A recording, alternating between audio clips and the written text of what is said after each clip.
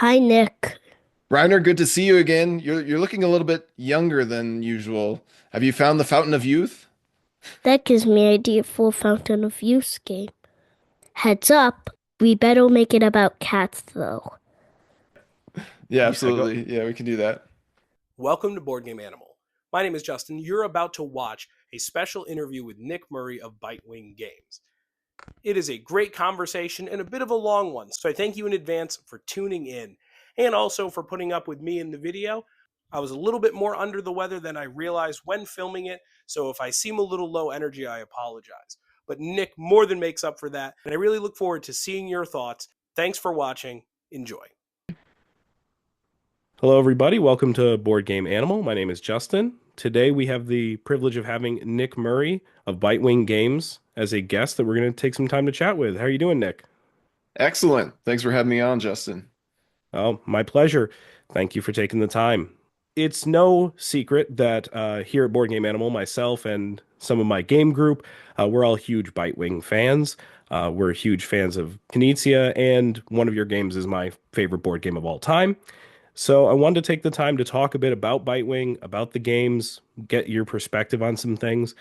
So to start off, I really like the story of Bitewing as far as where the name comes from, what is behind that. So for anyone who doesn't know, where did the idea of Bitewing come from and the name? Yeah, so Bitewing was started by myself and my friend Kyle Spackman, and we are both dentists. So when we were going to dental school, which we were both at Ohio State University going to dental school, we got pretty deep into board games and eventually decided to start a company which initially was like a blog, honestly. That was kind of how it started, where we'd write about games, and Kyle's into videography and such, so he started making some videos as well. But one thing led to another, and we started publishing games as well. But we figured when we came up with a name, we would kind of lean into what makes us unique and kind of what helped start it all, which was dentistry. So the Bitewing is it's a dental X-ray. You've probably heard of it if you've been to the dentist, and um, you know, we felt like it was a unique name, so a good one to lean into, but also, um, when you're taking an X-ray, it allows you to get an image of teeth and a perspective of teeth that you wouldn't be able to just looking in a patient's mouth. And so we figured, hopefully we can bring something unique to the board game industry, not only, the games that we make, but our perspective and contribute in that way. So that's why we're called Bitewing Games. I think it's extremely appropriate because when you're looking at your catalog of games that you guys have already, and I know there's a lot more on the way, but they are very vibrant, unique games, all in of themselves. And that's what I think is especially interesting because sometimes you could look at a publisher and see a game and another game, and they kind of follow a bit of a pattern. But I think the pattern that your guys' games follow is that they are all very vibrant and unique, and there's not just one common thing that you're seeing repeated, but that each one brings something very new and different to the hobby. Yeah, that's a lot of, especially early on, I was working, almost full time as a dentist. And so anytime we were considering taking on a project, it really had to be something that um not just we thought was marketable, but also one that we were really passionate about. Mhm. And I know some companies are very disciplined in having a specific brand or type of game that they put out, and they do a great job of building an audience for that. And for us, we kind of just chase whatever we feel is a really excellent game or whatever really excites us. And so far, that has taken us across a lot of different genres and Mhm. a handful of different designers. We worked with obviously Rainer Knizia quite a bit because we really enjoy his style of design.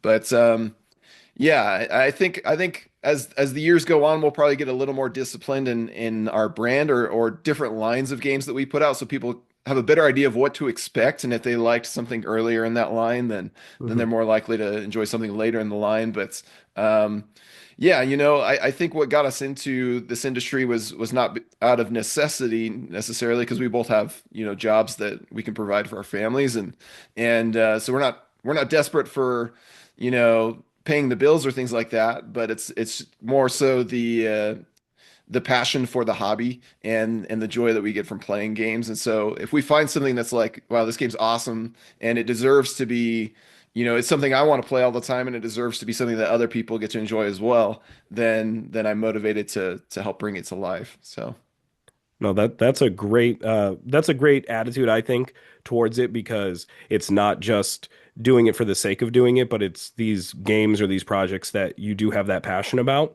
One of the things that I wanted to bring up and talk about anyway was the bits that you're doing with mm, Joe, that yeah. that podcast.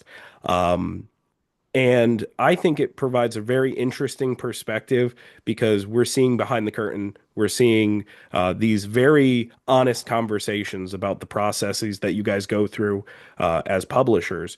So, for anyone who hasn't watched that yet, what would you say about that? Like, what would you want to promote about the bits, but also just about that perspective in general? How that has been, I don't know, helping you express a bit of the perspective as a publisher. Yeah, that's, Joe and I've known him for a few years now, and we've become really good friends because it's funny, when I was blogging even more about games and stuff, I was a fan of All Play already. Joe Wiggins is one of the co the co-owners of All Play, and he's in charge especially of the games that they publish and the projects that they run on that end. And they've really grown over the years, and they now put out like 15 games in a year, which is pretty crazy. um but so they're very busy over there, and I saw that they run a really tight ship. I had backed multiple of their campaigns in the past, and saw that they were, unlike other publishers, they had their own warehouse and they did their own fulfillment, and they were essentially an e-commerce company who not only made and sold board games but also obviously board game tables, which was the old name of their company, and bags and mats and things like that. And so it just seemed like they had figured out, a really good system for this modern board game industry. And so I reached out to them at one point and was like, hey, we feel like we're really good at making games and marketing the games, but we have no like time or resources or talent or ability to like get the games from the factory to the customers and do customer service and like ship and sell and fulfill these games worldwide and things like that. And you guys seem like you have it all figured out. And kind of just reached out to them out of the blue and was like, is there a possibility to work together? Because most publishers in our situation at the time, what most publishers have to do is they have to find all these third-party companies that do warehousing, and one to do the pledge manager, and one to do like customer service, or they do it themselves. And it's very time consuming. And each of these individual companies um, aren't always optimized for the publisher and their needs. And so it just so happened that All Play had the ability and the interest in kind of becoming a partner with us, and basically picking up our games from the factory and helping us take care of everything from there with the fulfillment and the customer service and everything. And so that's where Joe and I really hit it off. But as the months and years went on, we kept having these really interesting conversations because Joe's not only running a company that's putting out a ton of games, but he, before joining All Play and becoming a co-owner there, he worked with Panda Games Manufacturing for 8 years. And so he got to see from the factories and all, and work with all these different publishers, many of them very successful and had these huge hits. And he saw how all these different publishers operated, and when they failed and maybe had issues getting a game to completion versus ones that ran their company very well and made these really successful games. And so Joe and I, we've had times where I call him and we talk on the phone for like an hour or more, and have these really helpful and interesting conversations.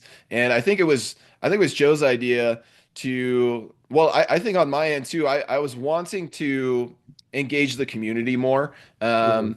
And give people more insight into like who we are at Bitewing Games and what we're trying to do in making these games. And because I think a lot of times people assume that board game publishers are these big faceless companies, right? And that they're just in it for the profit and those kinds of things. But that's really not the truth. Like margins are quite slim for board game publishers, and oftentimes they're being run by just a very small team. Um, and so I think it's helpful for hobbyists to see the faces and get to know the people behind the board games. Jamie Stegmaier, I know you had him on your channel recently. He's a very good example of someone who's very transparent and kind of shows people like what it means to be a Stonemaier game and who are the creators behind Stonemaier games. And his fans have a very real genuine relationship with him and get to know him better, and then they want to support him, and they want to support the projects that he's passionate about. And I feel like there's a lot of wisdom to being transparent and being a part engaged with the community as an individual, not just as a company. And so yeah, Joe and I wanted to start The Bits. It ended up being called The Bits with Joe and Nick, a YouTube series that's on our Bitewing Games YouTube channel, where we talk about our experiences as publishers, and we give insights that are not only helpful to publishers but also to designers and artists, and interesting for hobbyists who want to know like what goes into making a board game, right? So far, our topics have covered conventions. That's our most recent one that was just published. Board game conventions and like how we feel we can get the most out of those, and what's the purpose of that, and how does that help a publisher, and what are the challenges for that. But we've also talked about art in board games and working with artists, and we've talked about there's one upcoming about development. Um, and we go into detail about actually Rainer Knizia's Merchants of Andromeda, and we Mm. have Robert Hovakimian on the show, who he's designed Bebop and Shuffle and Swing for us, Yep. and more games on the way that we've signed with him. But he also was the head developer and basically a co-designer behind Merchants of Andromeda. And so we go into like the very nitty-gritty of that game and like what was the publishing journey of that, because that game actually went through multiple different developers before it ended up with Robert, who kind of was able to figure out the right way to update this game. So yeah, it's a really fun. It's basically Joe puts it as like, we have these conversations, we might as well record them so that it's helpful to other people as well. And so hopefully, folks can enjoy that too. So Right. I have to say to a couple of your points, I think it is incredibly informative because sometimes there are, podcasts, there are video series online that are there to entertain. And I think you guys with your dynamic, it is very entertaining, but at the same time, the level of informative that it comes across, like you said, it's not just a oh, you're another game publisher, this information is good for you, or you want to be a game publisher. But for people who are even considering designing a game, or people who are artists, or just those in the hobby who don't understand the perspective of a publisher, there's so much information. I thought there was a wealth of it when I was listening because I think sometimes there is that illusion, like you mentioned about publishers, of oh, who are the big publishers? What does that even mean? And yeah. I know myself one time I had sent an email that was to the info at such and such for a game publisher that I considered pretty big. And the person who replied was the owner of the company who had designed their games and everything, and I just wasn't expecting that. So I think that is a really great service that you guys are doing because the information you're providing, again, lets us kind of peek behind the curtain, but see what it's like, and that it's not always as easy as it may be perceived from the consumer side of things. I think even with the conventions, sometimes as we attend conventions and we're walking through, it just seems like this really easy process. But just getting the supplies there to how you guys run it and handle it, it's really interesting to get into some of those details that you guys did. Yeah, it can really be a grind sometimes. Especially conventions, right? And I think all publishers, we're all learning and we're all figuring out like what's the best way to present a game and to sell a game and to treat our customers and all kinds of things and how to manage a project and stuff. And so I think it's helpful. I feel like a lot of the good stuff that we've done at Bitewing Games with our projects and the successes we've had, we owe to what we've been able to observe of what other publishers do. And I think, being more transparent and kind of sharing our experiences just helps everybody to make this a better hobby for everyone. You end up with better quality games and hopefully better customer service and just a closer knit community. So. Hmm. Yeah, I couldn't agree more because ultimately with the hobby at its best, I think is just being able to see people from all different backgrounds, all different walks of life coming together over this common love of games. And again, to one of your earlier points, you mentioned Jamie Stegmeyer, Stonemeyer, and I was thinking even with your channel, you guys have the bits. You have the different rules teaches you put up on your channel that Kyle does that are not always just your games. There's other games that you'll do. You have your the Knizia lists and other content you make. And one of the things I appreciate about all of that is a publisher that makes content that isn't just, oh, here we're advertising a game that we're making, but you're Mhm. putting yourself out there so people get to know you guys. And I think that's a testament to wanting to be a part of that community, like you mentioned. Yeah, I hope, just by seeing what we're doing on YouTube and on our blog or on Yeah. Reddit or things like that, that people can see like, yeah, we love board games. That's why we're here, right? And in order for us to put like so much effort into, a how to play video or a blog post about all these other games and games we've been loving and stuff, like it takes a lot of work, right? And that's Mhm. time that I could be spent taking a nap or doing other hobbies that I enjoy. And it's funny, you'll get a few people on the internet who accuse us of just putting up another ad when it's like I talk about like 10 games that I love from last year that aren't mine, and then I mention one of our games at the end of like this is our version of Patreon, right? Like if you support Bitewing Games and the stuff we're doing, then it enables me to spend hours on these posts that I try to really put a lot of effort into. And but I think it comes through ultimately for most folks that like, yeah, we love games. That's why we're here. We not only love making, our games, but we love playing games from other creators and from other publishers and finding our new favorite game, right? And sharing that with people. And that's why we're all here. I think it's the experiences that it generates that we can have, whether it's a solo game or with a family member or with friends. That's what's brought us together, and that's the cool thing about this industry is most of us are not here out of necessity. We're not here Mhm. because we need the paycheck, but we're here because we're passionate about the subject. And I think it makes a difference overall with the just the general enthusiasm and the joy that comes from making and playing and sharing games. So it's really an honor to be here. Like I enjoy helping patients. I enjoy doing, well, not too many fillings. If it's too many one day, that can wear on you, right? But like, yeah, I don't mind doing crowns and like helping fix teeth or helping people with who are in pain and such.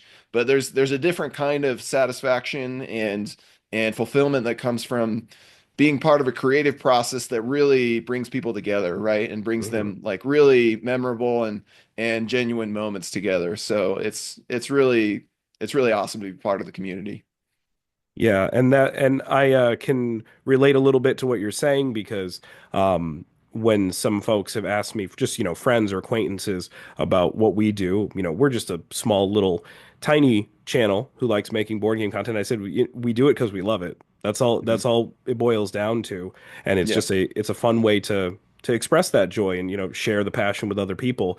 And I've said that before with working with publishers when I've had conversations and we've had the privilege of working with some publishers. As I say, we're still small, we're still growing, but the one thing we bring is that passion, right? Because you Mhm. could tell Yeah. that if you love it, you're gonna kind of put your all into it. Now, Yeah, and people see that, when I saw your guys' first video, it just really struck me because you're integrating like your pets and like voiceovers and like Kid Knizia and stuff into it, and there's just a lot of fun creative ideas just bursting from the video, and it's like, okay, these guys really enjoy these games, and like they're having a lot of fun together, and so yeah, that's always fun to see in this community that there's still people like you guys and others who are, just bringing their specialty and bringing their passion to the hobby. Oh, well, thank you. That means a lot to hear.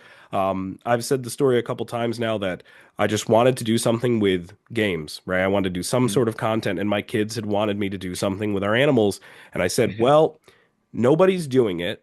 And the small reaction that we got when we first started was positive. And I said, Mhm. well, it's small, but it's something. And if anybody's getting a kick out of it, as Yeah. silly as it may be, we're going to just have fun and, keep doing it. And that's why it's kind of surreal for me to have grown to moments like this where I'm getting to talk to folks like you and actually, be a part of everything. So it's a lot of fun. Yeah, it's great. Now, we're talking about all this, and I was thinking about the journey that Bitewing has taken, you've taken in the past few years, because your first games came out in 2022, if I'm not Mhm. mistaken, right? Yeah, And yeah. and it hasn't been too many years. So how do you feel about that journey? Like if you this is probably like a very cliche question, right? But if you could say something to yourself from, let's say, 4 years ago and say where you are now, like how surprised would you be? What would those emotions feel like? Yeah, it's kind of crazy how much it's almost spiraled out of control for us, right? Like, initially it was like, okay, we have a couple designs of my own. One of those is Gussie Gorillas, which we did publish, that were like, okay, these feel like they're fun enough to publish and it would be interesting to, you know, take a crack at it, right? And just share these games that we helped make with the community and give back in that way. But it's funny because we realized that, we don't really have, outside of our very small blog and YouTube audience, we don't really have an audience that's following Bitewing games, and like how do people trust the games that we are putting out and trust that they'll be fun and worthwhile and stuff. And that's where we ended up reaching out to one of our favorite designers, Reiner Knizia, and and going to him and being like, "Hey, we're looking to start a publishing company. We're just a couple dentists, but we want to do some card games. So if you have, maybe one or two card games that we could publish, then that would be a really fun collaboration, and we'd love to do that." And so that ended up becoming the Criminal Capers collection, which was like these three very casual card games that play in like 15, 20 minutes each. And we thought that would kind of kickstart, just a very more, I guess, more casual or like side hustle of occasionally publishing mostly our own games. But what's funny is I found that like working with Reiner Knizia and publishing those card games, I actually had more fun doing the publishing part of it than I did like trying to design or develop my own games because designing is really can be brutal at times. You come up with an idea and you're really excited about it, and then you put it in front of people, and it usually is just hot garbage and it breaks, and like you're putting people through a not necessarily a fun time, but they're kind of doing you a favor testing your game, right? And so then there's a lot of highs and lows where it's like, okay, I'm gonna fix this broken game, and now it's exciting and good again, and then something else breaks, and there's a lot of that through the process, and sometimes it's very easy to hit a creative wall where it's like, I don't know how to fix this game, I don't know how to make it more interesting or more fun. Whereas when you're a publisher and you go to somebody like Reiner Knizia or Ryan Courtney, who did Trailblazers for us, Hmm. or Robert Hovakimian, and they have a game that they've already been working on and they've got it through that stage of development and it's ready to pitch, then oftentimes it's already a lot of fun, right? And from there, the challenge becomes, what should this game look like? How do we make this game look and play as exciting as possible? And like, what should the components be? And how do you get other people excited about this game, right? And those kind of questions are I guess what I feel I'm even better at than necessarily designing a game. And so, we had so much fun doing that first project with Reiner Knizia, and I was such a huge fan of Quo Vadis, his 1992 very dry looking Roman negotiation game, right? And it's one that was basically dead in the water in the industry. But after it was only I had only played it 3 times. After my third time playing though, it was like this light bulb moment of like, I feel like this is a game that people today would love, but it just needs a few tweaks. It needs to be like updated in some ways to get people more excited about it and interested in it. And so that's where the ideas of like maybe there could be kind of inspired by Sidereal Confluence, which is another very sprawling negotiation game I enjoy. Maybe there could be some element of asymmetry to it between the different players and maybe a new theme that's just more approachable and more appealing could work as well. And that's where the zoo theme came. And I think I'd been playing Renature around that time as well. And Renature has like really cool neutral figures that you use against each other, where it's like it's not my pieces, it's not your pieces, but it's neutral pieces, and they're going to affect you pretty heavily. And then the idea of like maybe there could be like neutral figures in this game to help it, especially at lower player counts where people tend to not like the game as much. And just these ideas where I feel like this could work, but I'm not the one who should, design and develop all this. It should be Reiner Knizia, and fortunately he was on board to redevelop the game. And that's really where like it was like for me, this became one of the most satisfying and like engaging and addicting processes that I've encountered as far as a career or any kind of project that I've ever done. Of like, there are these games that I love or games that were overlooked that have so much potential to be some of the best games in their genre.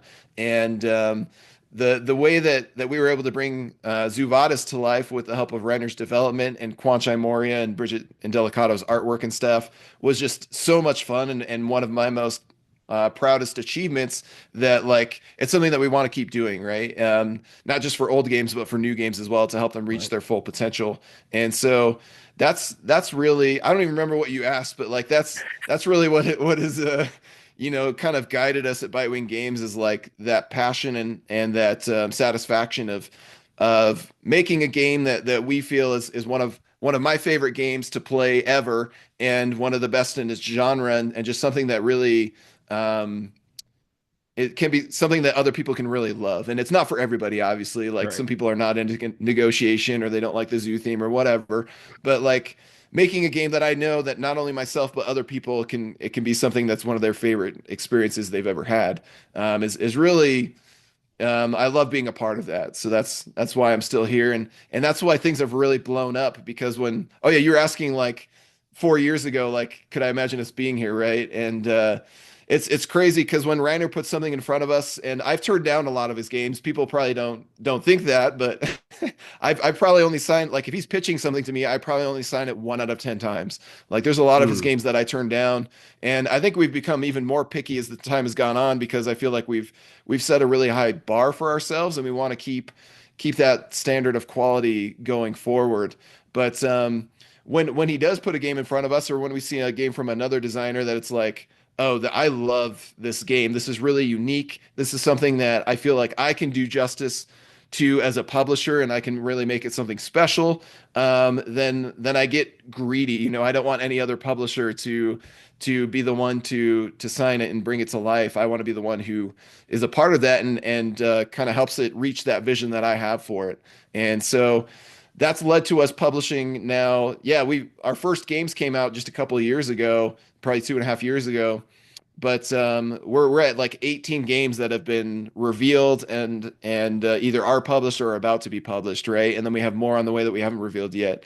So it's crazy how much we've done since then. But it's mostly just the effect of, we find a game like Trailblazers that it's like a puzzly hiking themed game, and it's like, well, I want to make a puzzly hiking themed game, and this one's really cool. It's really deep, and so then we sign it, and mm, and luckily, like I mentioned, we partnered with Allplay, and I think we wouldn't have been able to put out nearly as many games without Allplay's help. Because again, once the games are ready at the factory, Allplay helps with everything else from there, and that takes a lot of the workload off my shoulders, where I mm. can focus on what I feel I'm best at and what I'm most passionate about, and that's actually, making the games, directing the artwork, directing the production, and bringing the game to life. So it's really helped us to accelerate our output, I guess you could say.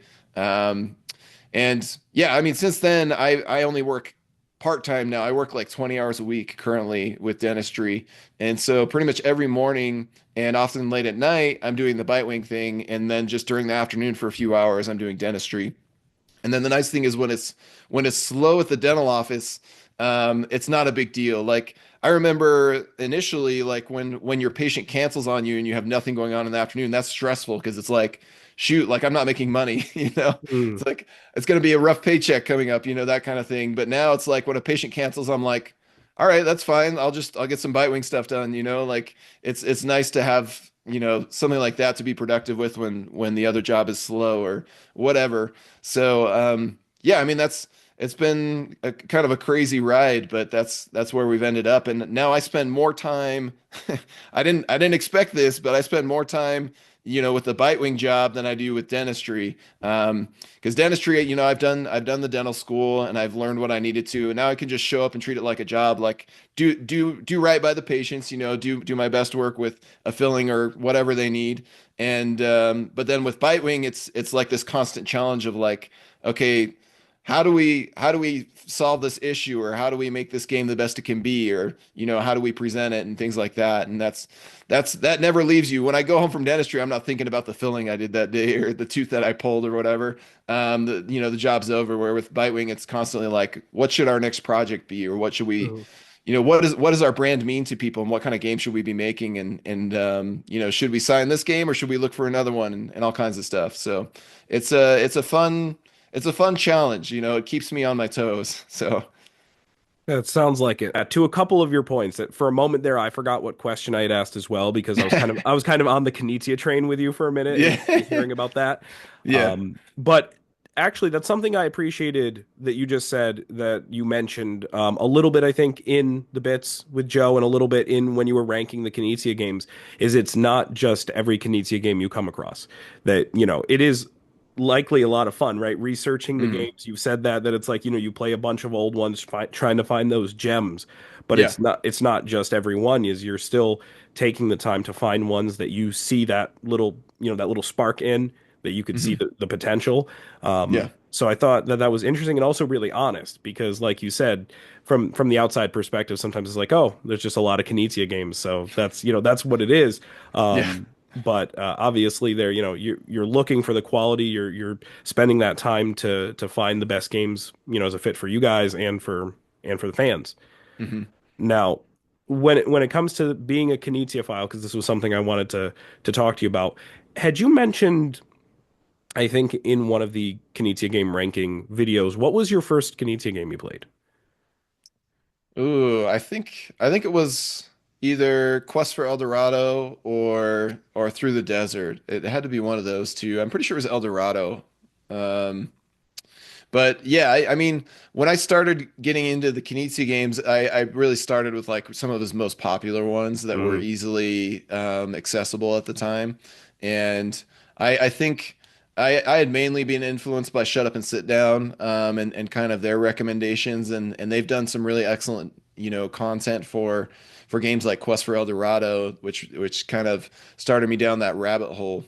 But Yeah, I thought it was El Dorado that you had said, and actually in a way that was validating for me because I've only become a massive Knizia fan in the past like 5 or 6 years, and I know that one's relatively a more recent game, but sometimes I mhm. see fans who, folks who've been fans of his game since the mid '90s or Yeah. something around there, and I've always felt like, oh, maybe I'm not as good of enough of a fan, but hearing that you started your journey with it relatively recently. The same for me. I was trying to think. I believe it actually clicked for me in 2020 when I was playing My City. My Oh wife and I yeah. were going through the Legacy, and Mhm. I'd already played Knizia games, but that was the moment it dawned on me that these were all from the same person. Like it was the first time I Yeah. actually stopped and was like, "Wait, this is also," and it just started that snowball of the fandom. Yeah, I mean it wasn't like it was similar for me, like it wasn't love at first sight, where it's like, oh, I'm instantly this is my new favorite game with El Dorado. Even Through the Desert, I think my first time I played it was at two players, and like to me it was like, yeah, it's okay. I don't know. Maybe I'll try it again sometime. And I think it wasn't until I started playing like Samurai and stuff and just like really seeing how consistently clean and interactive and cutthroat his games could be, and like how it was just so easy to get these games to the table and instantly have a very tense and like enjoyable experience out of them, that I realized like, oh shoot, he's good at what he does. And like often I found with his games, like it takes more than one play to really start to appreciate what he's doing, because Right. on the outside, when I'd hear about games like Through the Desert, you'd look it up and be like, this game looks so dry. It looks so, Yeah. it's like, it's Go, right? It's Go in multiplayer form. And like, Go isn't necessarily the most thematic or, you know, thrilling looking game either. But when you dig into it, you realize like, oh, the excitement's in the decision space, and not just trying to crack a puzzle, but like in the competition between the players, and like trying to gauge what their intentions are and what are they planning to do next, and how do I take advantage of that. And it just really brought out my favorite aspect of board gaming, which is not so much the reading a huge rule book or going through this huge teach, or Yeah. or even necessarily trying to crack this very complex Euro game puzzle, but it's more so just the outfoxing each other, and the head-to-head mind games, and the interaction and the experiences and the moments of like, oh, you blocked me there. How could you do that? I was so close to getting that, things like that, where um that stand out to me the most. And so that's very much Reiner Knizia's design ethos. And yeah, that's why we keep coming back to the well. um but yeah, I mean, we've played, it's fun to play all his different games, and I enjoy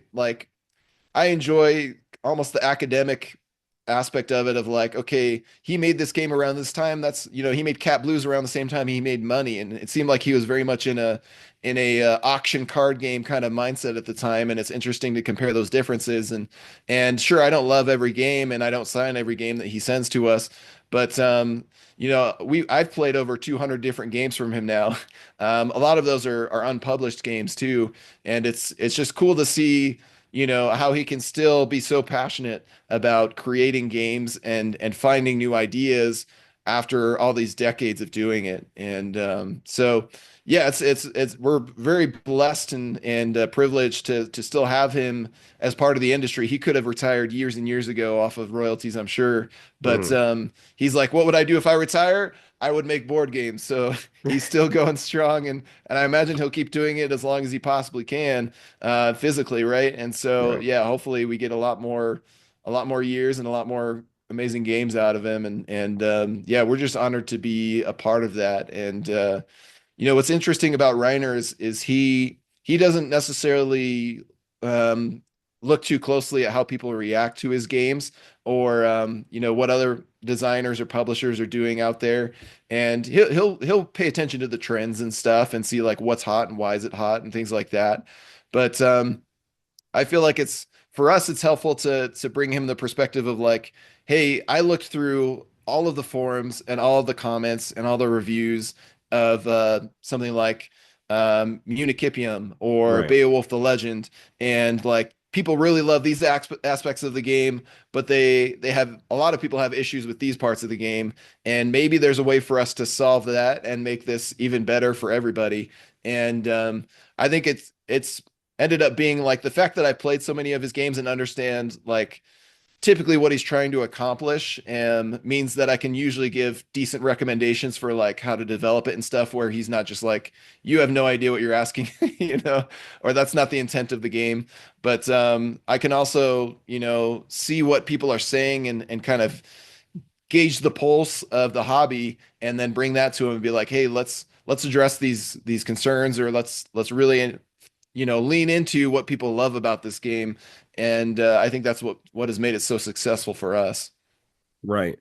To a couple of your points there, I think he's such an interesting person when it comes to his approach to game design, and I think he has a tremendous sense of humor.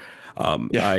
It's funny. I don't know why I doubted that he had a sense of humor at one point, because I wasn't sure how he'd react if he ever saw our stuff, and he did, and then he became a part of one of our videos, which is hilarious. But Yeah. I mean, I remember going back, even seeing his video he had done for Marshmallow Test, or even something as recent as, him being part of the reveal there with the three games you guys have coming out. And I think he has a tremendous sense of humor for someone who makes these games that are so thinky and serious and like you said, to the point you said about how something like Through the Desert may appear dry, from Mm-hmm. just the outside looking in. Mm-hmm. I'm fortunate. My father is one of the regular members of our game group, and he likes that sort of thing. And he always says that he's like, my favorite thing is just if I see numbers and colors on cards. But normally that's something that may be a little bit of a step to overcome for people. They're like, oh, what Mm-hmm. I want something that looks interesting. Yeah. But as you said with his games, there's so much character, and I think there's so much vibrance in the games that he makes that at first you look at it and it seems very like, oh, simple. Or I think a big testament is how few rules so many of them have. But Mm-hmm. then, a minute or two into play, all of a sudden you're like, oh wow, there's a lot going on here, or after the second or third play, which is kind of what happened to me with Zuvadis because I loved it from the start. I thought it was a lot of fun. And then it wasn't until months later I ran into an old acquaintance who I didn't know was into board games. And they're heavily in the hobby, and they said to me, "What's your favorite game?" And I'm like, I haven't sat and thought about it for a while, and all of a sudden I realized it was Zuvadis because I said in the past year, it's the only game that I haven't had a bad play of. I may have had some friendship ending moments in some of the games, but Yeah. it's a game that I hadn't had a bad play of. I had played it at all player counts, played it with all sorts of people inside the hobby, outside the hobby, didn't matter, and it was always a good time because of that dynamic that is created around the table when you're playing. And I think that, that one for me is the biggest hit, but I think it's a testament to, a lot of his games. Yeah. Yeah. I think one thing that people really kind of undervalue is the way that Knizia's games often let people bring their own personality to the table, and that to me is a much more interesting challenge, or like their play style or their personality. That's a much more interesting obstacle or encounter or experience than just dealing with a very complex, thinky, heady puzzle that you're trying to overcome. It's like Kinesi's games, the rules often get out of the way, and then the players are the ones who dictate the cadence and the tempo and the mood and the atmosphere, right? Especially in Zuvadis, where people can be very generous and very nice and kind of foster this very helpful community of animals, negotiating with each other. But then you can have that one person who's very greedy or very cutthroat, or suddenly they betray everybody out of nowhere. But you even get that in games like Modern Art or Yeah. through the desert, where it's like I'm just going to go do my own thing, or I'm going to start blocking everybody, or I'm going to put up this work of art for auction, and I'm really going to sell it to you guys, like give a story to the painting, and here's why it's so interesting, and here's why you should pay so much money for it, and things like that. People have the flexibility because they understand the rules almost instantaneously. They can basically decide, and there's that freedom to decide, like, okay, how do I play, right? And that there's no one right way to play. That you get a lot of that personality bleeding through onto the table, and yeah, it's so fun when those games do happen, and you get some really different personalities at the table, because it just makes the game feel different from the last time you played it, even if the setup is the exact same to begin with, and there's not like different asymmetric powers that everybody's playing with. It's just like it feels like a very different game. So Yeah. yeah, it's so fun. So I feel like you're the perfect person to ask this. Is there any type of game that Knizia hasn't designed, or genre, game style, whatever, that he has not designed that you think it would be interesting if he did? Because I had one that came to my mind, and I think it's just because of the types of games that I played a lot in 2024. It kind of dawned on me, but before I say, I want to see what, if anything, came to your mind. yeah, it's interesting. We've had, there's the Reiner Knizia enthusiast Discord server, which I saw you join recently. There's a lot of folks on there, a lot of Knizia fans, and we have a lot of fun discussions. And this is something that, yeah, we've talked about in the past. And there's been a couple different ones that have come up that people feel like, yeah, he hasn't really done anything too heavily in that genre. One of them is worker placement, like your Uwe Rosenberg Agricola Hmm. style worker placement. Like, I don't think he's ever done any game like that, which is pretty interesting that he's never gotten into that because it's such a popular genre. Um, I'd say the closest that he's gotten to that, and it's really a stretch, is Municipium or Silos, Hmm. where like there are different spots where an action can be activated, but it's only activated by an event, and the player and multiple players can be there, and the only player who gets to do the action is the one who has majority influence. Um, so it's like, yeah, he hasn't really gotten that close to that. Another one that comes to mind is like the troops on a map style game. Like, Right. again, Silos is like an area majority game, but it's not like super combat-y like Hmm. your Kemet would be, or games like that, or where you're fighting against each other and kind of like blowing somebody off of a region, right? with combat and things. So yeah, it'd be interesting to see him try something like that. It has been cool to see him get into drafting games, actually, like with games like Mille Fiori.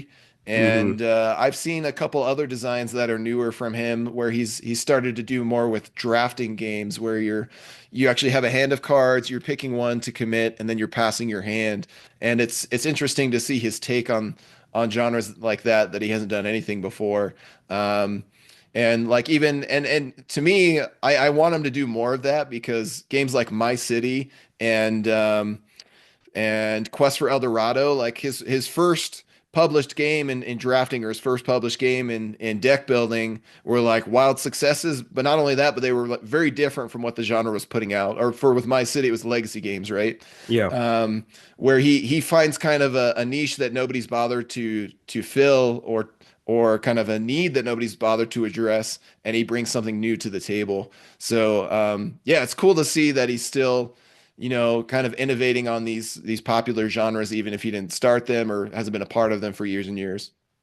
Yeah, and that's what I think is so interesting with him is that sometimes out of nowhere a game will come out like Millie Fiori. That's one that I Mm. think of that it's like, oh, this just feels very different when you're first playing. It doesn't feel like a Knizia game, but he can dabble in so much. One Mhm. that it's very left field, and this is the one that I was thinking of because I found myself last year playing a lot of boss battlers, and I Mm. know that like completely in a different direction than a lot of his games, but I said, I'm sure he could do it. Yeah. That'd be quite interesting because I was thinking about it and I said a lot of these boss battler games, especially ones where there's like less, no dungeon crawly kind of stuff and just like you're getting straight to the battle, it Mhm. is all that numbers and colors on cards. It's all math. Yeah. And I was Mhm. like, that'd be something interesting that I'd like to see him do down the road, you know? Yeah, that would be pretty wild to see him do something like that. He'll do like kind of more of an Ameritrash style game on occasion. There's like Clash of the Gladiators where you're just chucking dice against these different gladiator groups, Yeah. and there's even an updated version with mechs, where you assemble this mech, and then you're like you have these custom mechs going up against each other, and you're chucking dice, and so a lot of people think he only makes one type of game, but I've seen him traverse almost all the genres, and I think when you're somebody who makes over 800 published games, and you're working with publishers from two dentists all the way up to these billion-dollar companies, like, yeah, a lot of them fall through the cracks, or they Right. they are published in other countries that would are just harder to for people to notice, or to be able to play.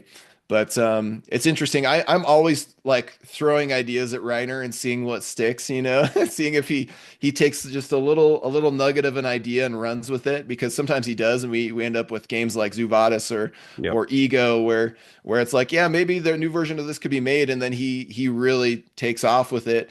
And I was pitching to him not too long ago the idea of a roguelite game, or a roguelike game in board game form, because he had shown me a prototype that was, it reminded me of that, but I was like, if you develop this further, this could really like become a roguelike style game, and that could be like a key really interesting feature of it and stuff. And the problem is he's so busy with all these ideas and other stuff that he's doing, that he doesn't always have the time or ability or interest to run with an idea I throw Mhm. at him. But yeah, it's fun to be somebody who has his ear a little bit as a fan of his and Sure. be like, Reiner, you should try this. I think you'd be really good at it, and when he does, when something sparks within him and he makes something out of it, it's cool to see what comes from him. So yeah, I'm always trying to get him to try new things, and we'll see what else comes out of him. But yeah, it's a fun process working with him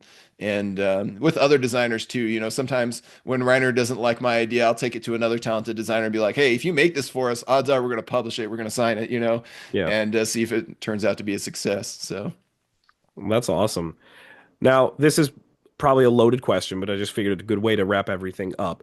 I know there's a lot on the horizon for 2025, but what are you most excited for people to experience this year from Bitewing? yeah, this year is going to be wild. 2025 is, I think, going to be our biggest year ever, and it's going to be hard for us to top. And not that we are declining in quality or anything. I think it's kind of like everything is happening all within this very condensed time span, and it's almost overwhelming, I think, to a lot of our fans who do want to support us. Because we have our two-player games, Iker and Iliad, which are Knizia's, releasing in roughly April or May worldwide. So those are very close to coming out, and that's kicking off a line of two-player games from us that we call the Mythos Collection.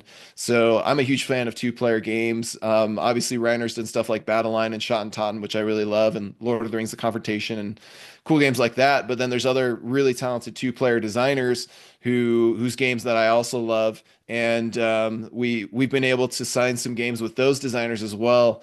And our goal is kind of to make the most legendary, two-player line of games that's ever been made. And that's actually a pretty high bar because you have like Cosmos and publishers like ooh, I forget the name, the ones who did Patterns and Mandala and stuff who've put out a lot of great games as well. Yeah, Um, the name is with the escaping me flag, as well, but yeah, yeah, with the flag icon. I don't know why I forget their name sometimes, but yeah, I mean it's a high bar, but we're hoping that people really who are fans of two-player only games really pay attention to what we're putting out because we're trying to recruit the best designers and the best artists in this genre to make some really interesting stuff. And it's not just Reiner Knizia, it's not just Greek mythology, even though that's what started. That was wave one, right? right. Wave two, we're going to be launching later this year after the release of these first two games. And I think people are going to be really surprised by what we've cooked up because it's very different mythology, very different designers, but still a same target audience, I'd say, of like these are like 30-minute approachable games that are very tense and very very engaging. So that's one thing we've got up our sleeves. And then, probably just like 2-ish months after the two-player games, Iker and Iliad release, we've obviously got our biggest batch ever in Silos, Ego, and Orbit, our sci-fi trilogy of big box Knizia games. So that's already a lot that we're releasing this year. Like we could just stop right there and this would be a very big year for us, but we're not stopping there. So this year we're also going to be putting out one thing I've noticed, like when we did our jazz trilogy, especially our three jazz games, which just barely released, it was a very expensive bundle, right? It was like three different games that if you wanted all three, you were paying over $100, especially if you wanted the deluxe upgrades and stuff. Right. And so I think it's hard for people. What we've noticed is hard for them to keep up with us when we're putting out batches of like two or three games at a time, and we're doing, these $50 games, and we're doing multiple projects per year. So what we've actually really tried to focus on for upcoming projects, starting with our next one, is like try to make them more affordable, try to like condense the focus a little bit so it's just easier to keep up with what we're putting out with. So our next project is going to be two games. They're each going to be $39. So, and if you get like even the all-in bundle, it's going to be less than $100 still. Mhm. Um, so like a lot more affordable. Um, but also inspired by what we've noticed has been popular in the past with us and what's really clicked with people with our releases. So I think people are going to be excited. We're starting a new line of games that is really focused on being like something you can play with anybody, but still has that depth to satisfy the hobbyist gamers. Something you can teach very easily, and like these games are basically focused on being as easy as possible to get to the table. So that's our April Kickstarter project, or these next two games coming out. And then also this year, we're going to be releasing our first ever direct to retail game, like non-crowdfunded game. Oh wow. And it should be about $18 when it comes out.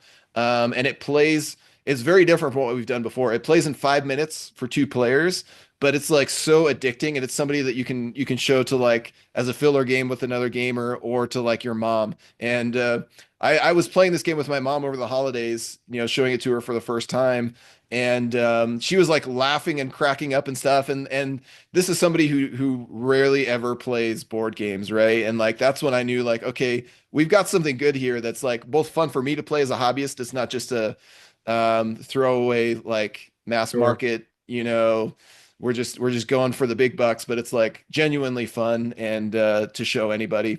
So that's another one we have coming out. But yeah, we mainly have two projects this year. There's our second wave of the Mythos collection after the release of Icar and Iliad, and then we have kind of our new line of games that are more approachable, more affordable, but should really catch people's attention with what we're trying to do with them. So yeah, a lot in the pipeline. We only have a couple games signed for about 3 games signed for 2026 so far, but I'm talking with Reiner Knizia and I'm talking with other designers too, and we're kind of filling that schedule.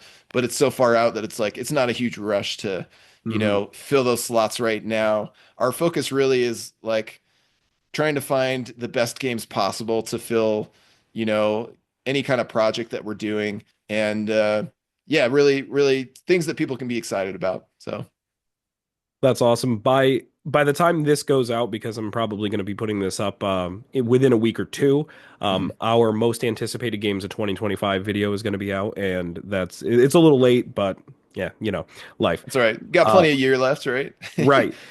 And I openly say in the video, I said I am cheating because one of the top spots, I just put all of the games from Bitewing coming out this year because I said otherwise, what am I going to have? More than half the list just be Knizia Bitewing games. I said it's not, I can't do that. So I just put them together because I said there's just so much exciting, content coming out from you guys, and it seems to be just the tip of the iceberg, and not to mention the fantastic plush that's in that one Kickstarter. So Yeah, I'm excited yeah. about that. Yeah, I mean it's true. Like we've been like so laser focused on like catering to especially Kinesia fans, right? That like it's almost overwhelming what we're putting out. So I think that's a good idea to leave room for 9 other slots and just put us into like we're just gonna put you in the Bitewing bin if you're excited about that. And yeah, because there's a lot of really cool games I'm excited about coming this year too from other creators, other publishers, and I'm excited too that people might think of us as just the Byte or just the Kinesia publisher at this point, and that totally makes sense because like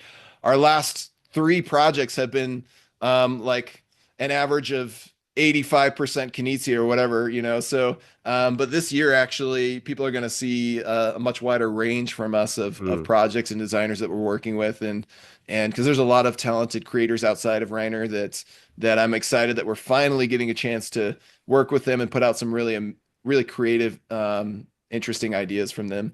So it'll be a fun year. Yeah, I'm interested to see how things shake up. Another big thing we're focused on this year is just trying to be at more conventions. It's Hmm. hard, when I have to take work off from dentistry, which is like very easy for me to just show up and earn a paycheck to like spend this money to fly somewhere and bring our game somewhere and pay for the booth and then sell games. And it's like less profitable for me, at the end of the day, because like we have to cover all of our expenses when we're doing something that requires that much investment. But we are planning to be at Origins this year Hmm. and PAX Unplugged again this year and Dice Tower West with a booth at each of these shows and possibly Essen, which would be my first time going there. So yeah, with all the big releases and the projects and the convention stuff going on, this is definitely our biggest year ever, which I'm excited about.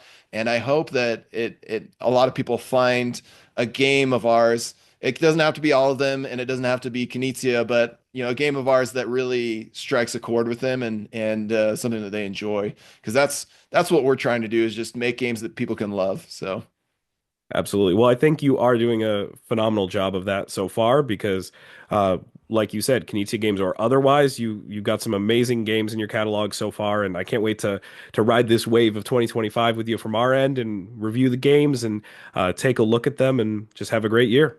Yeah, absolutely. Well, thank you, Nick, so much for taking the time to do this. I really appreciate it and for being a support to Board Game Animal. And thanks again for your time.